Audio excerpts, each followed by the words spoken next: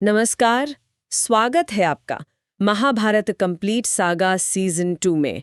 पिछले अध्याय में हमने राजा नल और दमयंती की बहुत ही इमोशनल कहानी सुनी थी। हाँ, ऋषि बृहदश्व ने युधिष्ठिर को ये कथा सुनाई थी उनके वनवास के दुख को कुछ कम करने के लिए।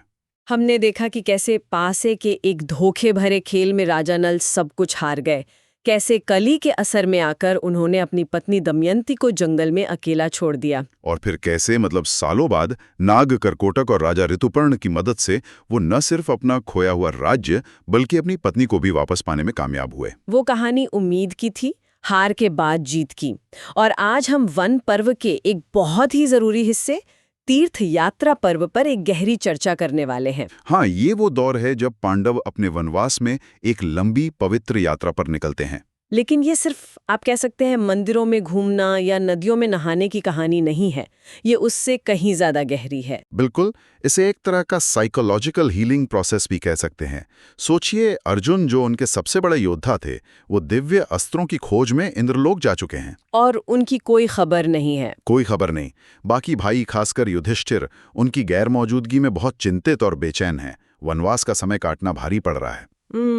और ऐसे में ऋषि लोमश अर्जुन का एक संदेश लेकर आते हैं जो इस पूरी यात्रा का कह सकते हैं स्टार्टिंग पॉइंट बनता है। यहाँ एक दिलचस्प बात यह है कि अर्जुन जो एक योद्धा हैं और हथियारों की तैयारी पर फोकस कर रहे हैं, वो एक आध्यात्मिक यात्रा की सलाह दे रहे हैं। हाँ, ये बहुत अच्छा पॉइंट है। ये दिखाता है कि शायद वो भी समझते थे कि आने वाली लड़ाई सिर्फ हथियारों से नहीं बल्कि दिमागी और रूहानी ताकत से भी जीती जाएगी। आपने बिल्कुल सही नस पकड़ी है। अर्जुन का संदेश यही था कि युधिष्ठिर को पवित्र स्थानों, नदियों और तीर्थों की यात्रा करनी चाहिए। तो एक तरह से पुण्य कमाने के लिए। हाँ, उनका मानना था कि इस यात्रा से पांडवों को पुण्य मिलेगा, उनके पाप धुलेंगे और उन्हें मन की शांति मिलेगी।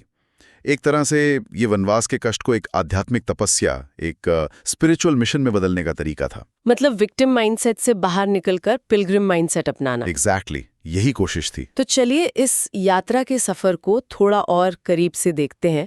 इसकी शुरुआत कैसे हुई? पांडवों ने कहाँ से अपना सफर शुरू किया और उनके गाइड कौन थे? उन्होंने काम्यक वन से अपनी यात्रा शुरू की। और जैसा हमने कहा, महान ऋषि लोमश उनके साथ थे, एक गाइड और कथावाचक के तौर पर। ऋषि लोमश का होना बहुत जरूरी था, है ना? बहुत जरूरी। वो सिर्फ रास्ता नहीं दिखा रहे थे बल्कि हर पवित्र जगह से जुड़ी सदियों पुरानी कहानियां और उसके पीछे का महत्व भी समझा रहे थे। वो इस यात्रा को एक कॉन्टेक्स्ट दे रहे थे। अच्छा, तो ये एक तरह से भारत की आत्मा को समझने का एक ग्रैंड टूर था। वो कौन कौन सी मुख्य जगहों पर गए? शुरुआत में उनका सफर पूर्व की ओर नैमिषारण्य से शुरू हुआ, जिसे सभी तीर्थों का दिल माना जाता है। फिर वो कुरुक्षेत्र गए। ओहो, वही जगह जहां भविष्य में उनकी किस्मत का फैसला होना था। हाँ, ये अपने आप में कितना सिंबॉलिक है। वहां से वो पवित्र सरस्वती नदी के किनारों से होते हुए प्रयाग पहुंचे, जहां गंगा और यमुना का संगम होता है। और इन सभी जगहों पर उन्होंने स्नान किया, व्रत रखे, ब्राह्मणों को दान दिया। ये सब बाहरी क्रियाएं थीं, लेकिन असली बदलाव अंदर हो रहा था। और वो अंदरूनी बदलाव इन कहानियों के जरिए हो रहा था जिन्हें उपाख्यान कहते हैं। ये सिर्फ मनोरंजन के लिए नहीं थी, है ना? बिल्कुल नहीं। इनका एक गहरा मकसद था। हर कहानी एक लेसन थी, एक सीख थी। आप सोचिए, युधिष्ठिर उस वक्त किस मानसिक स्थिति में थे? सब कुछ हार चुके, अपमानित, भविष्य को लेकर अनिश्चित। हाँ, बिल्कुल निराश होंगे। ऐसे में ऋषि लोमश उन्हें अगस्त्य ऋषि की कहानी सुनाते हैं, जिन्होंने अहंकार में डूबे समुद्र को एक ही घूंट में पी लिया था। वाह! ये कहानी युधिष्ठिर को क्या संदेश दे रही है? यही कि चाहे मुश्किल कितनी ही बड़ी क्यों ना लगे, उसे दृढ़ निश्चय से पार किया जा सकता है। ये तो बहुत पावरफुल मेटाफर है। अपनी मुश्किलों को समुद्र जितना विशाल समझना और फिर किसी ऐसे की कहानी सुनना जिसने सच में समुद्र पी लिया हो, ये तो पर्सपेक्टिव ही बदल देता है। एग्जैक्टली। और सिर्फ यही नहीं, इस यात्रा में उनकी मुलाकात कई महान ऋषियों से सीधे तौर पर हुई। ये इस सफर का सबसे ट्रांसफॉर्मेटिव हिस्सा था। जैसे उनकी भेंट मार्कंडेय, च्यवन और अष्टावक्र जैसे संतों से हुई। ये कोई आम मुलाकात नहीं थी, ये ज्ञान की डीप डाइव थी। ऋषि मार्कंडेय और वाली मुलाकात तो खास तौर पे बहुत दिलचस्प लगती है। वो तो अमर माने जाते हैं, जिन्होंने कई युगों को आते जाते देखा है। हाँ, और यही बात इस मुलाकात को खास बनाती है। सोचिए, युधिष्ठिर अपने 13 साल के वनवास से परेशान हैं और वो एक ऐसे ऋषि से मिल रहे हैं जिन्होंने पूरी दुनिया को खत्म होते और फिर से बनते हुए देखा है। एक नहीं, कई बार। मार्कंडेय ऋषि का युधिष्ठिर से संवाद असल में पर्सपेक्टिव पर एक मास्टर क्लास था। वो एक तरह से युधिष्ठिर से कह रहे थे, मैंने पूरे ब्रह्मांड को मिटते और बनते देखा है। इस कॉस्मिक स्केल पर तुम्हारा 13 साल का वनवास तो पलक झपकने जैसा है। वाह, मतलब ये कि अपनी तकलीफों को कॉस्मिक स्केल पर देखो तो वो बहुत छोटी लगने लगती हैं। ये तो किसी भी इंसान के लिए एक बहुत बड़ी सीख है। बिल्कुल। तो मैदानी इलाकों की ये यात्रा मन और आत्मा को मजबूत करने के लिए थी, लेकिन इसके बाद का सफर तो वो बिल्कुल अलग था। एकदम अलग। यात्रा का दूसरा हिस्सा उन्हें हिमालय की दुर्गम चोटियों, गंधमादन और कैलाश की तरफ ले गया। तो अब चैलेंज फिजिकल हो गया। हाँ, यहाँ चुनौती आध्यात्मिक से ज्यादा शारीरिक और मानसिक हो गई। पतली हवा, खतरनाक रास्ते, अप्रत्याशित मौसम, ये उनकी फिजिकल एंड्योरेंस और मेंटल ग्रिट का असली टेस्ट था। और गंधमादन पर्वत तो वैसे ही बहुत दिव्य माना जाता है। हाँ, उसे ऐसी जगह माना जाता है जहां दैवीय और इंसानी दुनिया की सीमाएं धुंधली हो जाती हैं। और यहीं पर महाभारत की सबसे मशहूर कहानियों में से एक घटित होती है, सौगंधिक फूल की कहानी। द्रौपदी की एक इच्छा और भीम का उसे पूरा करने का संकल्प। जी हाँ, एक दिन हवा के झोंके से एक अद्भुत सुनहरे रंग का कमल का फूल, जिसे सौगंधिक पुष्प कहते हैं, द्रौपदी के पास आकर गिरता है। उसकी खुशबू दिव्य थी, उसकी सुंदरता अलौकिक।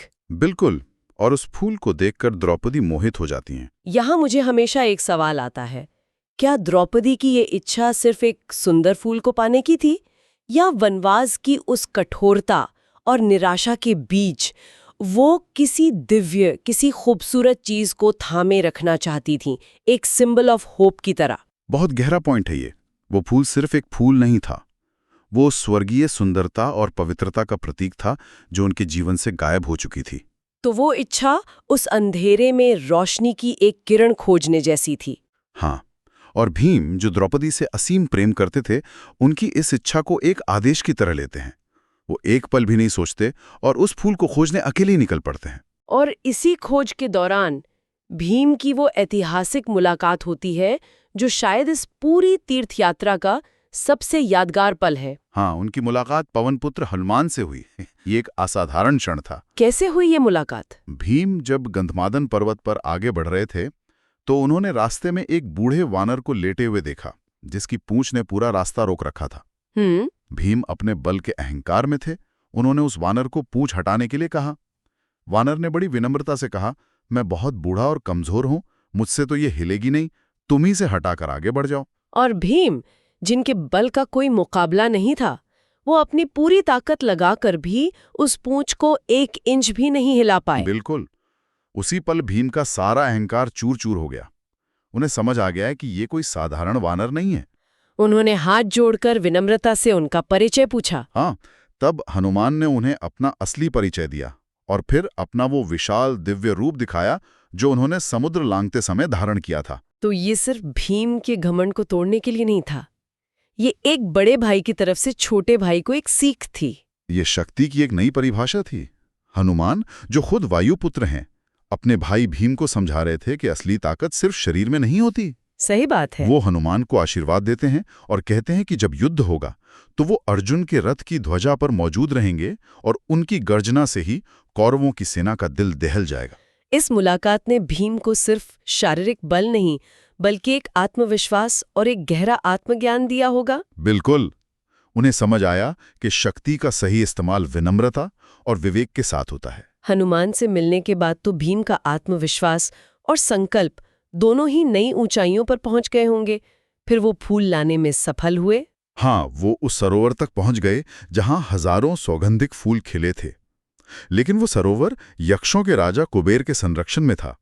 अच्छा। वहां के रक्षक यक्षों और राक्षसों ने भीम को रोकने की कोशिश की, खासकर मणिमान नाम के एक यक्ष ने। तो वहां भी युद्ध हुआ। भयंकर युद्ध हुआ। हनुमान से मिले आशीर्वाद और नए आत्मविश्वास से भरे भीम ने उन सभी को हरा दिया और द्रौपदी के लिए ढेर सारे फूल लेकर लौटे। एक कमाल है कि कैसे एक कोमल फूल की खोज एक बड़े युद्ध में बदल गई।